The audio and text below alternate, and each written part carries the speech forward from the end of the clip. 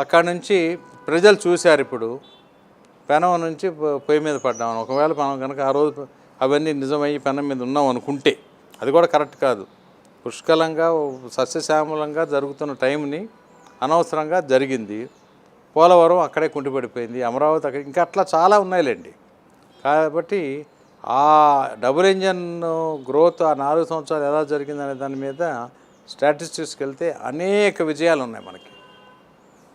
ఇంకా అది గంటల తరబడి చెప్పొచ్చు. ఇప్పుడు మొదలైంది కాబట్టి స్లోగా చెప్తాం.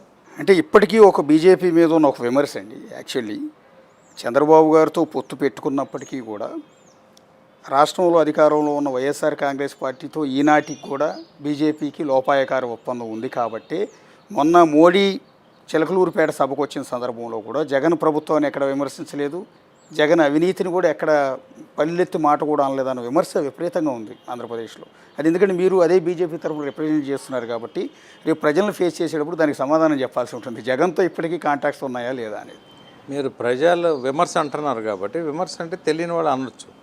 మొన్న నరేంద్ర మోడీ గారు మంత్రులందరూ, అంటే ఇంక్లూడింగ్ ముఖ్యమంత్రి అని ఆబ్వియస్గా అది ఇంప్లైస్, మంత్రులందరూ పోటీపడి అవినీతి చేస్తున్నారు అనేది క్లిష్టంగా చెప్పారు.